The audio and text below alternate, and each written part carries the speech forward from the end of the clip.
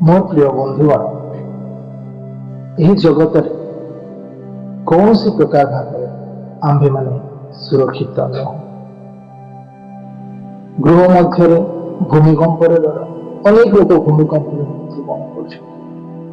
ବାହାରକୁ ଗଲେ ଅନେକ ପ୍ରକାର ବିପଦର ଭୟ, ଆକ୍ସିଡେଣ୍ଟର ଭୟ ଏବଂ ବର୍ଷା ବିଜୁଳି ଘଡ଼ଘଡ଼ିର ଭୟ ଏବଂ ଅନ୍ୟ ବିଜାତିମାନଙ୍କ ଭୟ ମଧ୍ୟ ରହିଥାଏ। କିନ୍ତୁ ଆଜି ମୁଁ ଏକ ବିଷୟ ଆପଣମାନଙ୍କ ନିମନ୍ତେ ଓ ମୋ ନିମନ୍ତେ ମୁଁ ଖୋଜି ବାହାର କରିଛି, ଯେଉଁ ସ୍ଥାନରେ କି ଆମ୍ଭମାନଙ୍କୁ ସୁରକ୍ଷିତ ଅଛି ବା ଯେଉଁ ସ୍ଥାନରେ କି ଆମ୍ଭେମାନେ ସୁରକ୍ଷିତ ପାଇପାରିବା। ମୋର ପ୍ରିୟମାନେ, ଆଜି ଆମେ ଦେଖିବା ଯେଉଁ ସ୍ଥାନରେ କି ଆଜି ଆମେ ସୁରକ୍ଷିତ ପାଇପାରିବା। ସେ ସ୍ଥାନ କ'ଣ ଆଜି ଆମେ ଚିନ୍ତା କରି ଦେଖିବା। ମୋର ପ୍ରିୟମାନେ, ବାସ୍ତବରେ କୌଣସି ସ୍ଥାନରେ ସୁରକ୍ଷିତ ବୋଲି ନାହିଁ, କିମ୍ବା ଆଉ କୌଣସି ବିଷୟରେ ମଧ୍ୟ ସୁରକ୍ଷିତ ନାହିଁ।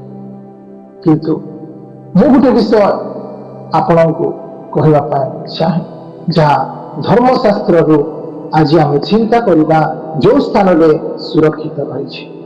ମୋର ପ୍ରିୟମାନେ, ସେହି ସୁରକ୍ଷିତର ସ୍ଥାନ ହେଲା ପରମେଶ୍ୱରଙ୍କର ଛାୟା। ହଁ ପ୍ରିୟମାନେ, ପରମେଶ୍ୱରଙ୍କର ଛାୟାରେ କେବଳ ଆମ୍ଭେମାନେ ସୁରକ୍ଷିତ ଅଟୁ। କିନ୍ତୁ ତାହା କେତେବେଳେ ଆମେ ସୁରକ୍ଷିତ ପାଇପାରିବା? କ'ଣ ଆମେ ପରମେଶ୍ୱରଙ୍କ ଛାୟା ତଳେ ଅଛୁ କି ଆମେ ଆଉ କୌଣସି ଛାୟା ଭିତରେ ଅଛୁ? ତ ଆମେ ଚିନ୍ତା କରିବା ଆବଶ୍ୟକ ଅଛି। ତେଣୁ ଆସୁ ମୋ ପ୍ରିୟମାନେ, ଆଜି ଆମେ ଚିନ୍ତା କରିବା ପରମେଶ୍ୱରଙ୍କର ଛାୟା କ'ଣ, ତାଙ୍କ ଛାୟା ଦ୍ୱାରା ଆମେ କି ପ୍ରକାର ଆଶୀର୍ବାଦ ପାଇବା ଏବଂ ତାଙ୍କ ଛାୟାରେ ଆମେ କି ପ୍ରକାର ବାସ କରିବା। ଆସନ୍ତୁ ଆମେ ଚିନ୍ତା କରିବା। ତ ଆମେ ଏହି ବିଷୟକୁ ଚିନ୍ତା କରିବା ନିମନ୍ତେ ପଠନ କରିବା ଗୀତ ସଂହିତା ତାର 91 ପର୍ବ 1ରୁ 16 ପଦ ପର୍ଯ୍ୟନ୍ତ ଅଛି। କିନ୍ତୁ ଆମେ ଆସୁ ଏହାର 91ର ପ୍ରଥମ ପଦକୁ ଆମେ ପଠନ କରିବା।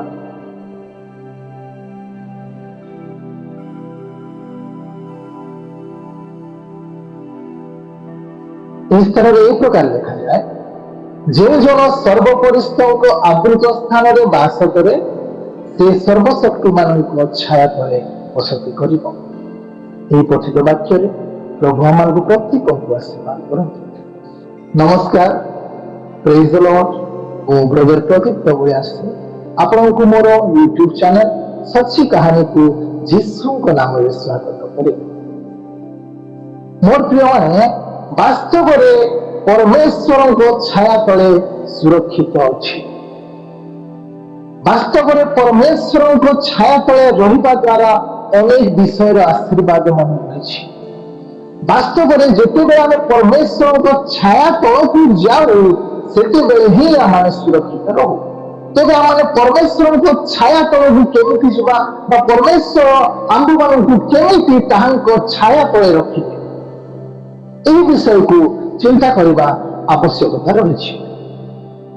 ତ ଆମେ ଦେଖିବା, ଆମେ ପରମେଶ୍ୱରଙ୍କର ଛାୟାକୁ ଯିବା ନିମନ୍ତେ ଆମମାନଙ୍କୁ କ'ଣ କରିବାର ଆବଶ୍ୟକତା ରହିଛି ବା କେଉଁମାନେ ପରମେଶ୍ୱରଙ୍କ ଛାୟା ତଳେ ବାସ କରିପାରିବେ, ସେ ବିଷୟରେ ଆମେ ଚିନ୍ତା କରିବା ଏବଂ ଆମେ ଚିନ୍ତା କରିବା ପରମେଶ୍ୱରଙ୍କ ଛାୟା ତଳେ କ'ଣ କ'ଣ ଆଶୀର୍ବାଦ ମାନ ରହିଛି। ଆସୁ ମୋର ପ୍ରିୟମାନେ, ଆଜି ଆମେ ଚିନ୍ତା କରିବା। ତେବେ ଆମେ ଚିନ୍ତା କରିବା, ଯଦି କେଉଁମାନେ ପରମେଶ୍ୱରଙ୍କ ଛାୟା ତଳେ ବାସ କରିପାରିବେ, ତ ଆନ୍ସର ହେଲା ଯେଉଁମାନେ ତାହାଙ୍କ ଆବୃତ ସ୍ଥାନରେ ବାସ କରନ୍ତି ସେମାନେ। ତେବେ ପ୍ରଶ୍ନ ଉଠେ, ଆବୃତ ସ୍ଥାନ କ'ଣ? କେମିତି ଆମେ ସେହି ଆବୃତ ସ୍ଥାନରେ ବାସ କରିବା? ସେ ଆବୃତ ସ୍ଥାନ କ'ଣ?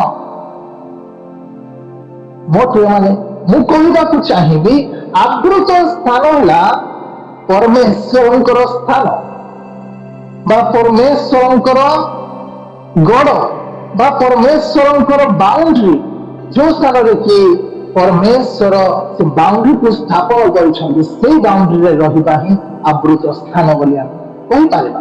अर्थात आमे जेतेबेले परमेश्वरंकर अनुसार चालू, आमे जेतेबेले परमेश्वरंकर अनुजाई चालू, तांको इच्छारे चालू, ताहा ही आवृत स्थान बोली कहि। अर्थात परमेश्वरंकर अनुसार ताको लिमिट रे, ताको बाउंड्री रे जेतेबेले आमे ताहा स्थान बोली अछि परिबा बा कहि पारिबा। तबे ए स्थान देखि पारुछु जो पिक्चर रे अछि एक गड़ बा एक दुर्ग, आमे ए स्थान को देखि पारुछु एक सुंदर गड़ गुटे रहिछि।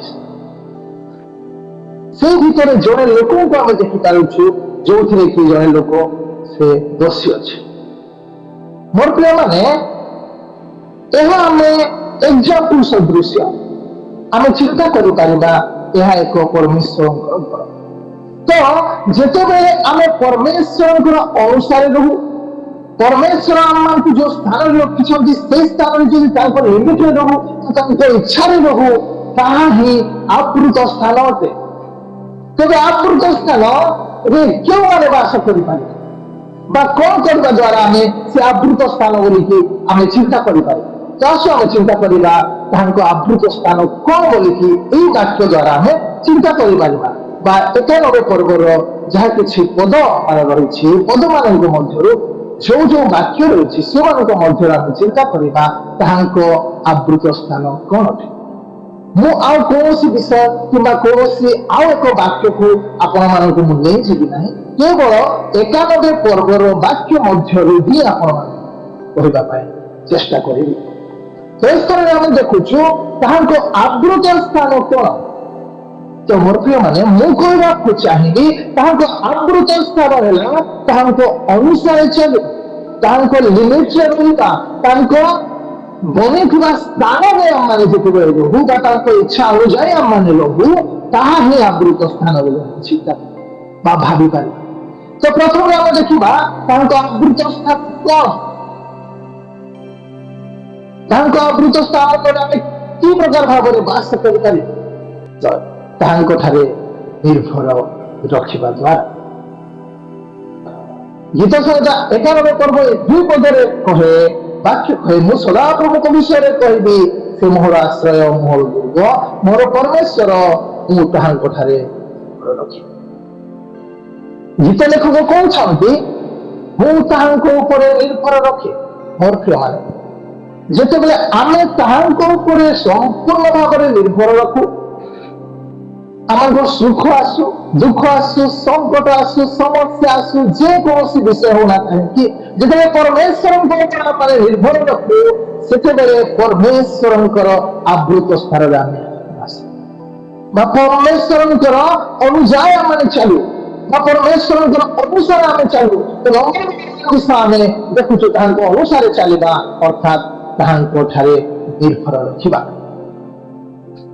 एवं नंबर 2 विषय तांको ऊपर आपना स्नेह किबा 91 कहे ते आंभ ऊपर आपना स्नेह रखी अछि।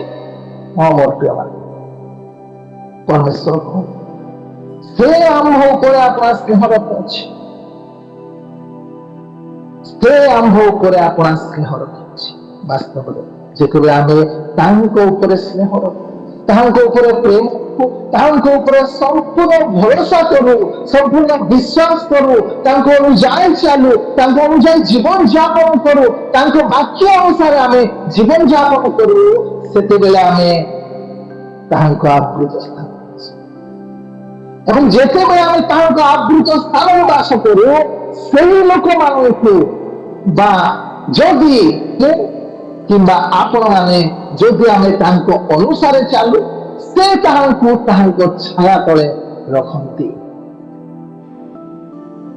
तांको अनुसार चलीबा ही आमको तांको छाया मिले। तांको ठारे निर्भर रखिबा, तांको ऊपर आपना स्नेह रखिबा, प्रेम रखिबा, पुणी आउ एक विषय अछि तांको जानिबा, तांको हम उत्तम विषय जानिबा जहा कि लिखा जाए 91 14 पदर ख विषय लिखा जाए हम देखि पारिबा। से आंभ नाम जानी अछि एहेतु आंभे ताहाकु उच्चरे रखिबा। वास्तव में मोर प्रिय माने ଯେତେବେଳେ ଆମେ ତାଙ୍କ ନାମ ଜାଣୁ, ତାଙ୍କୁ ଭଲ ଭାବରେ ଜାଣୁ ଏବଂ ତାଙ୍କ ଅନୁସାରେ ଚାଲୁ, ତାଙ୍କ ଅନୁସାରେ ଜୀବନ ଯାପନ କରୁ, ପ୍ରଭୁ ଯାହା ଆମକୁ କହନ୍ତି ତାହା ମାନୁ, ବାକ୍ୟରେ ଯାହା ଲେଖାଯାଏ ତାହାକୁ ଯେତେବେଳେ ଆମେ ମାନିକି ଚାଲୁ, ସେତେବେଳେ ଆମେ ତାହାଙ୍କ ଆବୃତ ସ୍ଥାନରେ ବସୁ। ଯେତେବେଳେ ଆମେ ତାଙ୍କ ଆବୃତ ସ୍ଥାନରେ ରହୁ ବା ତାଙ୍କ ଅନୁସାରେ ଚାଲୁ, ସେଇ ସମୟରେ ହିଁ ଆମେ ତାଙ୍କ ଛାୟା ତଳେ ବାସ, ସେତେବେଳେ ହିଁ ଆମ୍ଭେମାନେ ତାହାଙ୍କ ଛାୟା ତଳେ ବସତି କରିପାରିବା। ତ ଯେତେବେଳେ ଆମେ ତାହାଙ୍କ ଅନୁସାରେ ଚାଲୁ। ଏବଂ ଚତୁର୍ଥ ବିଷୟ ଆମେ ଦେଖିବା ତାହାଙ୍କ ଠାରେ ପ୍ରାର୍ଥନା କରିବା ଦ୍ୱାରା। ଏହି ସବୁ ବିଷୟ କରିବା ଦ୍ୱାରା ଆମେ ତାଙ୍କ ଆବୃତ ସ୍ଥାନରେ ରହୁ ବା ତାଙ୍କ ଅନୁସାରେ ରହୁ, ତାଙ୍କ ଅନୁସାରେ ଆମେ ଚାଲୁ। ଆଉ ଯେତେବେଳେ ଆମେ ତାଙ୍କ ଅନୁସାରେ ଚାଲିବା, ଯେତେବେଳେ ଆମେ ତାଙ୍କ ଅନୁସାରେ ଚାଲୁ, ସେତେବେଳେ ଆମ୍ଭେମାନେ ସେହି ପରମେଶ୍ୱରଙ୍କ ଛାୟା କିଛି କରିଲେ ଆମେ କିଛି ପାଇବା। ଯଦି এই ଜଗତରେ ଆମେ ସୁରକ୍ଷା ନିମନ୍ତେ ଚାହୁଁଛୁ, ତେବେ ଆମକୁ ତାହାଙ୍କ ଅନୁସାରେ ଚାଲିବା। ଯେତେବେଳେ এই ଜଗତରେ ଆମେ ଯୋଉ ଆକ୍ସିଡେଣ୍ଟରେ বা এই ଜଗତରେ ଯୋଉ ଭୂକମ୍ପରେ, এই ଜଗତରେ ଅନେକ ବାତ୍ୟାରେ, এই ଜଗତରେ ଅନେକ ପ୍ରକାର ଭାବରେ ଅସୁବିଧାରେ, ବିପଦରେ ଅନେକ ଏବଂ କୌଣସି ଭାବେ ଆମେ ସୁରକ୍ଷିତ। କିନ୍ତୁ ଯେତେବେଳେ ଆମେ ତାଙ୍କ ଅନୁସାରେ ଚାଲିବା, ଆମକୁ ତାଙ୍କ ଛାୟା ମିଳେ। ପରମେଶ୍ୱର ତାଙ୍କ ଛାୟା ତଳେ ଆମକୁ ଲୁଚାଇ ରଖନ୍ତି, ତାଙ୍କ ଛାୟା ତଳେ ଆମକୁ ବାସ କରିବା ନିମନ୍ତେ ସ୍ଥାନ ଦିଅନ୍ତି। କିନ୍ତୁ ପ୍ରଶ୍ନ, ଆମେ କଣ ତାଙ୍କ ଅନୁସାରେ ଚାଲୁଛୁ କି ନା ଆଉ କାହାର ଅନୁସାରେ? ନା ମାନେ ଆଉ କୌଣସି ବିଷୟ ପାଇଁ ଗର୍ବ ଅଟୁ, ଜାଗତିକ ଭାବରେ ଜଗତର ଟଙ୍କା ପଇସାରେ, ଜଗତର ଆଉ କୌଣସି ପଦ ବିଷୟରେ, ଜଗତର ଆଉ କୌଣସି ଘର ଦ୍ୱାର ବିଷୟରେ, ଏସବୁ ବିଷୟରେ କଣ ଆମେ ବେଶୀ ଗର୍ବ କରୁ? ନା ପରମେଶ୍ୱରଙ୍କୁ ଜାଣିଛୁ ବୋଲି, ତାହାଙ୍କ ଅନୁସାରେ ଚାଲୁଛୁ ବୋଲି ଆମେ ଗର୍ବ କରୁ? ଯଦି ଆମେ ତାଙ୍କ ଅନୁସାରେ ଚାଲୁଛୁ, ତାଙ୍କ ଅନୁଯାୟୀ ଚାଲୁଛୁ, ସେତେବେଳେ ପରମେଶ୍ୱର ଆମକୁ ସେଇ ସ୍ଥାନ ଦିଅନ୍ତି। ସେଇ ସ୍ଥାନ ହେଲା ସୁରକ୍ଷାର ସ୍ଥାନ, ସେଇ ସ୍ଥାନ ହେଲା ସେ ପରମେଶ୍ୱରଙ୍କର ଛାୟା। ଏବଂ ସେଇ ଛାୟାରେ ବାସ କରିବା ନିମନ୍ତେ ଚାଲିବାର ଆବଶ୍ୟକ ଅଛି।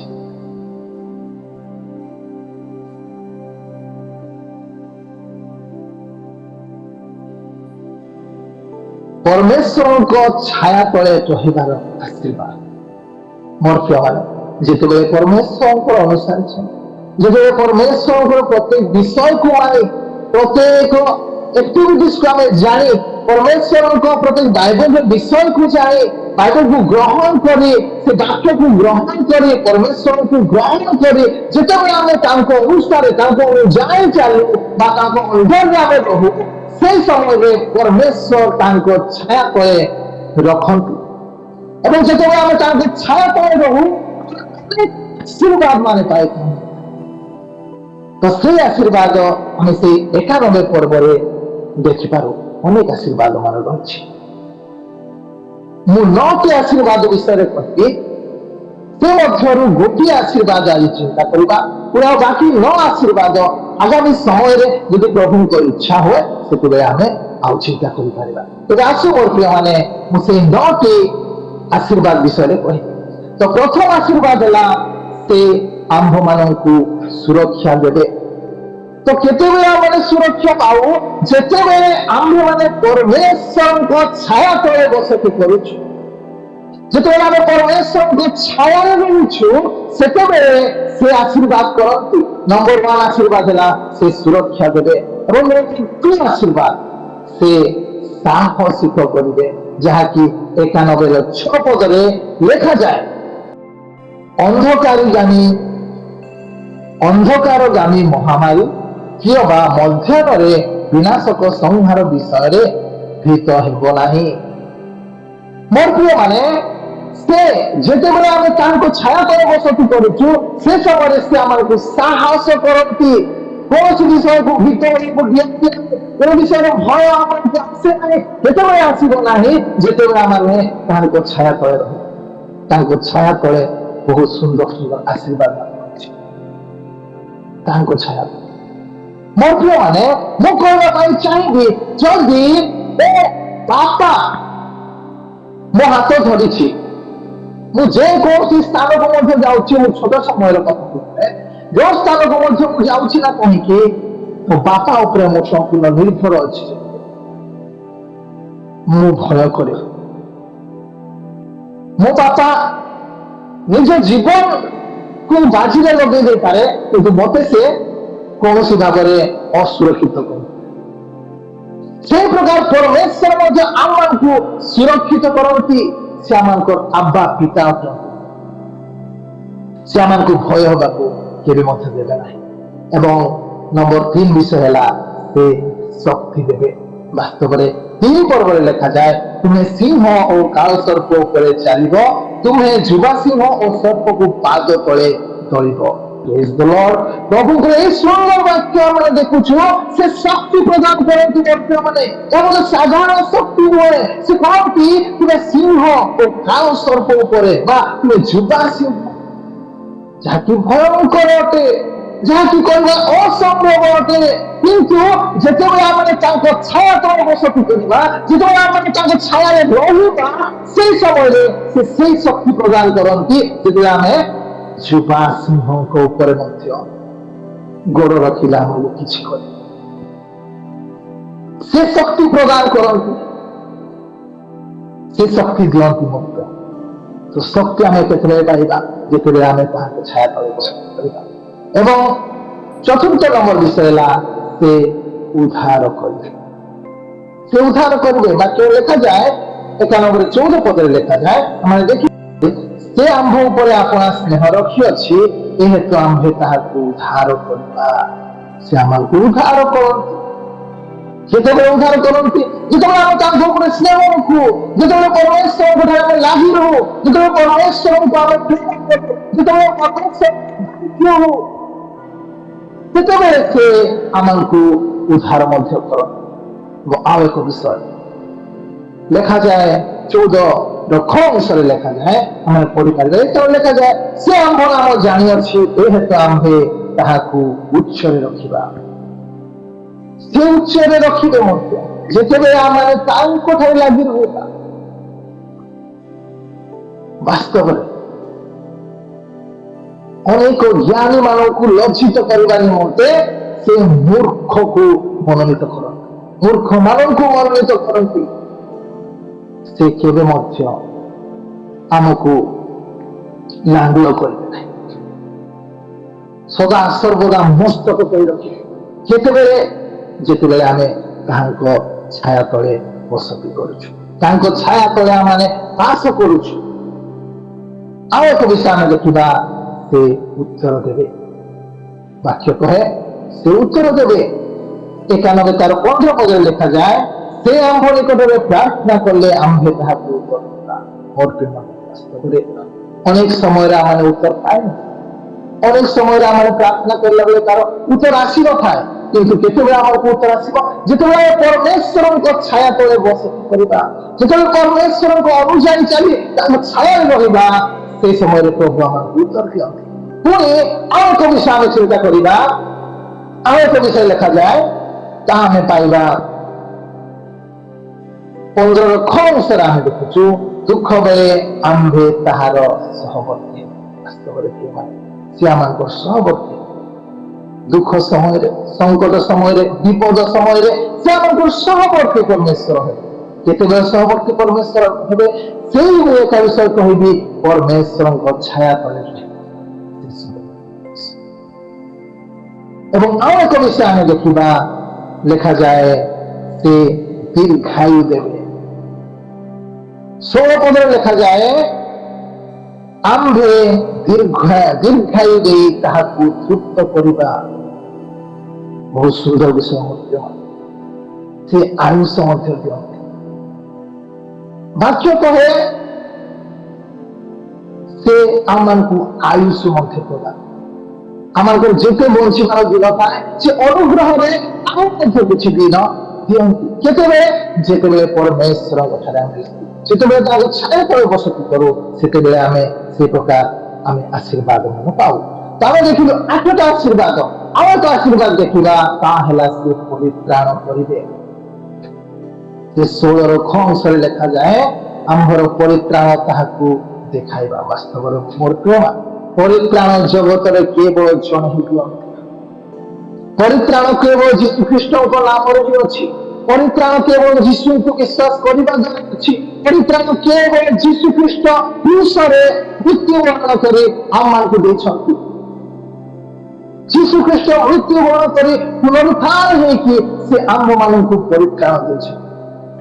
जिते आम माने विश्वास करो, जिते आम को ग्रहण करो, जिते आम संपूर्ण भाव निर्भर रखू से समय आम मैंने परित्राण पाऊँ। तो मोर प्रिय माने आज आम देखुचु परमेश्वर को छाया तले रहिबार 9टी आशीर्वाद।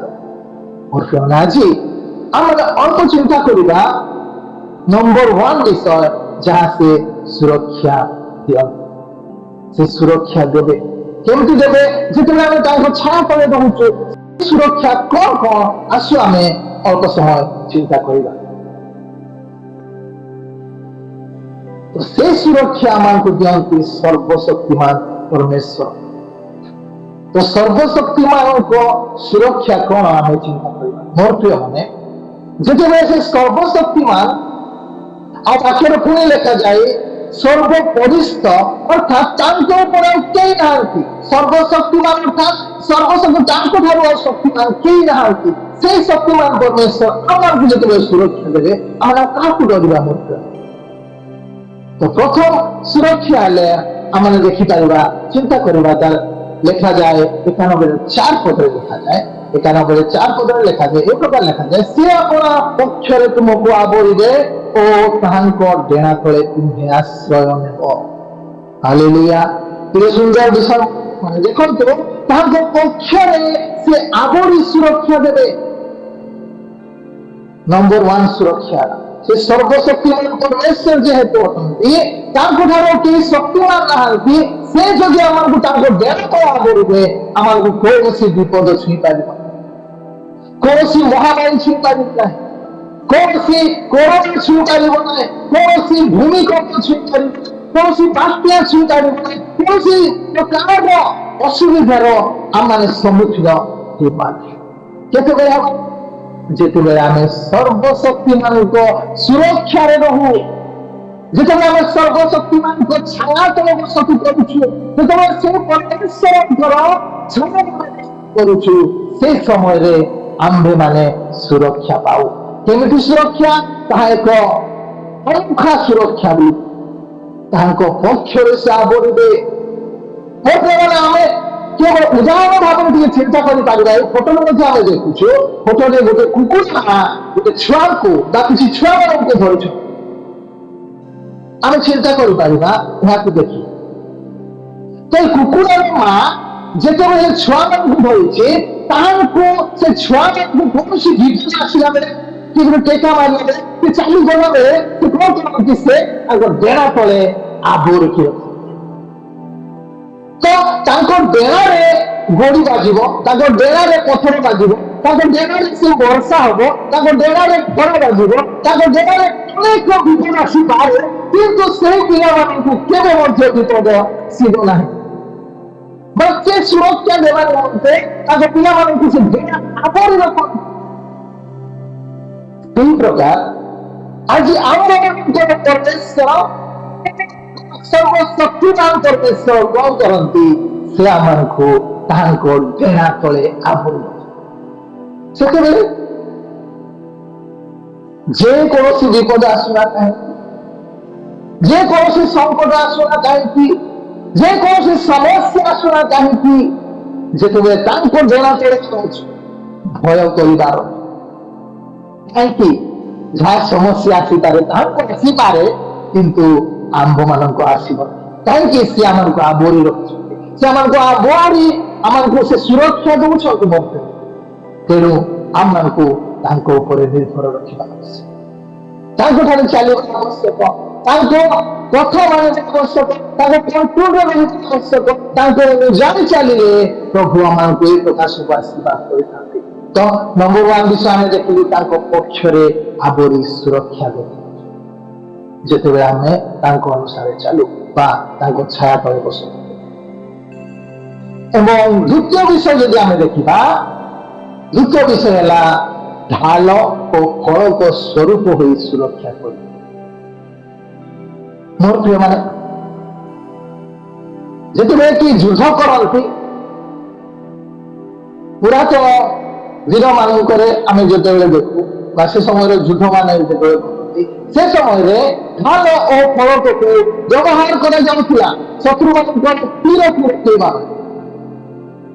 ଶତ୍ରୁମାନେ କିଛି ମାରିବା ସମୟରେ ତାହାକୁ ରୋକିବା ପାଇଁ, ଡିଫେନ୍ସ କରିବା ପାଇଁ ଏକ ଢାଲ ଓ ଫଳକର ବ୍ୟବହାର କରାଯାଏ। ତ ପରମେଶ୍ୱର ମଧ୍ୟ ସେ ପ୍ରକାର ଆମକୁ ସୁରକ୍ଷା କରିବେ। କି ପ୍ରକାର? ଢାଲ ଓ ଫଳକ ସ୍ୱରୂପ ହିଁ ସୁରକ୍ଷା।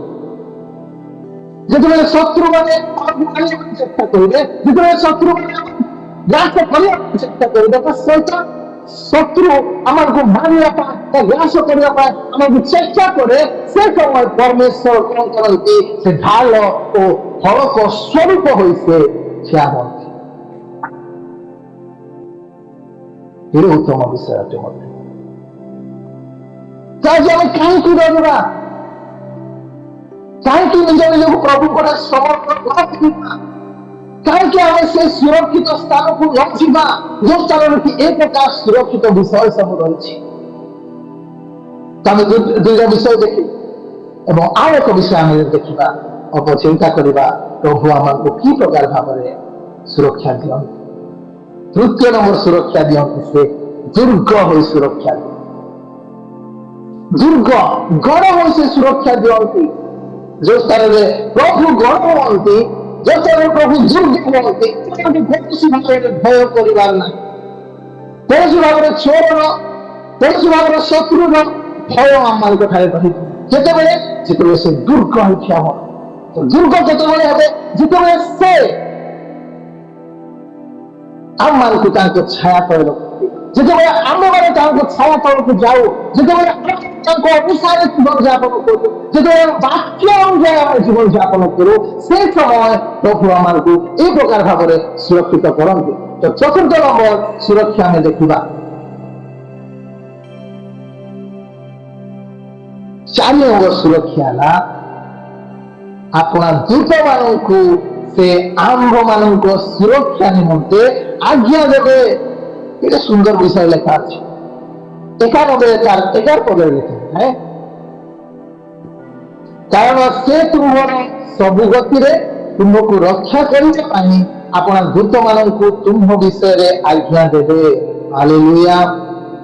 ପ୍ରଭୁଙ୍କ ମହାନ, ପ୍ରଭୁଙ୍କର এই সুন্দর বিষয়କୁ ଆମେ ଦେଖୁଛୁ, ପ୍ରଭୁଙ୍କର এই ସୁନ୍ଦର ବାକ୍ୟକୁ ଆମେ ଦେଖୁଛୁ ଯେ ସେ ଆମକୁ କଣ କରନ୍ତି? ସୁରକ୍ଷା ନିମନ୍ତେ ଦୂତମାନଙ୍କୁ। ଯେତେବେଳେ ଆମକୁ ସମସ୍ୟା, ସଙ୍କଟ, ବିପଦ ଆସିବ, ସେ ସମୟରେ ଯେତେବେଳେ ତାଙ୍କ ଦୂତମାନେ ରହିବେ, ସେ ଆମକୁ এই ପ୍ରକାର କରନ୍ତି। ବାକ୍ୟରେ ଲେଖାଯାଏ, ସେ 12ରେ ମଧ୍ୟ ଲେଖାଯାଏ, ମୋ ଚରଣ ଯେପରି ପଥରରେ ନ ବାଜିବ ସେଥିପାଇଁ ସେମାନେ ସ୍ୱହସ୍ତରେ ତୁମ୍ଭକୁ ବୋହିବେ। ଆମର ଚରଣରେ ପଥର, ଆମ ଚରଣ ଯେପରି ପଥରରେ ନ ବାଜିବ ଏଥିପାଇଁ ମଧ୍ୟ ସେମାନେ କଣ କରିବେ? ସ୍ୱହସ୍ତରେ ସେମାନେ ଉଠେଇବା ମାଗିବେ। ଅର୍ଥାৎ ଗୋଟେ ଆକ୍ସିଡେଣ୍ଟ ହେବା ସମୟରେ, ଗୋଟେ ବିପଦ ଆସିବା ସମୟରେ, ସମସ୍ୟା ଆସିବା ସମୟରେ କଣ କରିବେ? ଦୂତମାନେ ମଧ୍ୟ କଣ କରିବେ? ଆମମାନଙ୍କୁ ପ୍ରୋଟେକ୍ସନ ଦେବେ। ଏଠି ଉତ୍ତମ ବିଷୟ। ତ ଆମେ ଦେଖୁଛୁ ସର୍ବଶକ୍ତିମାନଙ୍କ ଛାୟା ତଳେ ରହିବା ଦ୍ୱାରା ଆମେ କଣ ପାଉ? ପୁରସ୍କାର। ତାହା ହେଲା ସୁରକ୍ଷା। ସେ ସୁରକ୍ଷା ବିଷୟରେ ଆମେ ଚିନ୍ତା କଲୁ। ଆଜି ଆମେ ଚିନ୍ତା କରୁଛୁ ଯେ ପରମେଶ୍ୱରଙ୍କ ଛାୟା ତଳେ ରହିବା ଆଶୀର୍ବାଦ। ଆମେ ଦେଖିଲୁ ସେ ଆଶୀର୍ବାଦ ମାନଙ୍କ ଠାରୁ ଗୋଟିଏ ଆଶୀର୍ବାଦ ଆମେ ଦେଖିଲୁ, ତାହା ହେଲା ସେ ଆମକୁ ସୁରକ୍ଷା ଦେବେ। ତ ଆମେ ଆଉ ଥରେ ଚିନ୍ତା କରେ, କାହିଁକି ସେ ଆମକୁ ସୁରକ୍ଷା ଦେବେ? କେତେବେଳେ ଆମେ ସେ ସୁରକ୍ଷା ପାଉ? କେତେବେଳେ ଆମେ ସେ ସୁରକ୍ଷାର ଭାଗିଦାର ହଉ? ଯେତେବେଳେ ଆମେ ତାଙ୍କ ଛାୟା ତଳେ ବାସ କରୁ, ଯେତେବେଳେ ଆମେ ତାଙ୍କ ଛାୟାରେ ରହୁ, ସେ ସମୟରେ ଆମେ ସେ ସୁରକ୍ଷା ପାଉ। ନମ୍ବର 1 ବିଷୟ ଆମେ ଦେଖିଲୁ, ସୁରକ୍ଷା ସେ ଦେବେ। ସେ ଆଶୀର୍ବାଦ ଆମେ ଦେଖିଲୁ। ଯେତେବେଳେ ପରମେଶ୍ୱରଙ୍କ ଛାୟା ତଳେ ଆମେ ବସତି କରୁଛୁ ବା ବାସ କରୁଛୁ, ସେ ସମୟର ନମ୍ବର 1 ଆଶୀର୍ବାଦ ଆମେ ଦେଖିବା ଅଛି, ସେ ସୁରକ୍ଷା ଦିଅନ୍ତି। तो आमको मध्य से गोटे विषय करिवार रहुछि मध्य माने परमेश्वरंकर अनुसार चलिबार रहुछि। परमेश्वर जहाँ आमको निमंते चाहती ताहा करिबार रहुछि। परमेश्वरंकर कंट्रोल आमर रहिबार रहुछि। परमेश्वरंकर बुद्धि रे आमर रहिबार रहुछि। जेतबे माने ताहाके बुद्धि जेतबे ताहाके अनुसार चल जेतबे आमे ताहाके चोर बास करू जीवन यापन करू ताके भय करू ताको ठारे ही निर्भर करू जीवन यापन से सब परमेश्वर आमको गोटे गिफ्ट दियंती ताको छाया तले बसती मनते तेणु जितेबे आमे ताको छाया तले बसती हो से समय रे आमको अनेक आशीर्वाद रहिछि। से मध्य आमे गोटे आशीर्वाद देखिलु जे से सुरक्षा देबे। पुणी आमे दुःख कृत्य जहाँ किछि 9 नंबर पर्यंत आशीर्वाद मान रही 9टी आशीर्वाद मान रही से 9टी आशीर्वाद को यदि आगामी समय रे प्रभु जी आमको दया करती आमने आहरी 8टी आशीर्वाद देखा। तो आम आसु से 8टी आशीर्वाद आम आगामी समय रे चिंता करिबा।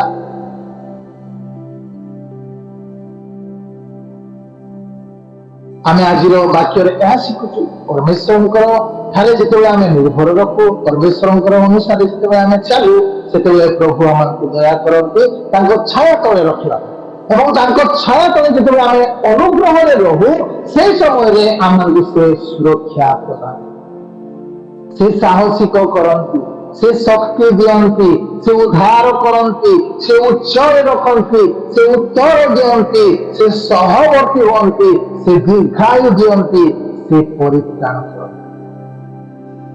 तो यही सब विषय को आम मन रखा एवं परमेश्वर को अनुसार परमेश्वर छाया तल को जीवा जो थे कि आम मान सुरक्षा रही जगत में कौन प्रकार भाव कौन स्थान में सुरक्षा किंतु बाइबल आम मान कहे ये पवित्र धर्मशास्त्र आम मान कहे जहाँ कि गोटे विषय निश्चय लिखा जाए ना जड़े बाइबल में लिखा जाए जिते आम मैंने परमेश्वर को छाया तले रहू आम से आशीर्वाद करते से आशीर्वाद देला से सुरक्षा देवे ये प्रकार सब आम आस तेरे मोर प्रिय मैंने आसो आगामी समय को प्रभु को निर्भर प्रभु को छाया तले बसती करने चेष्टा करवा। प्रभु आम मान को प्रत्येक को आशीर्वाद करतु। धन्यवाद। जदि भल लगी था मोर यही चैनल सत्य कहानी को लाइक शेयर एवं सब्सक्राइब करो। धन्यवाद।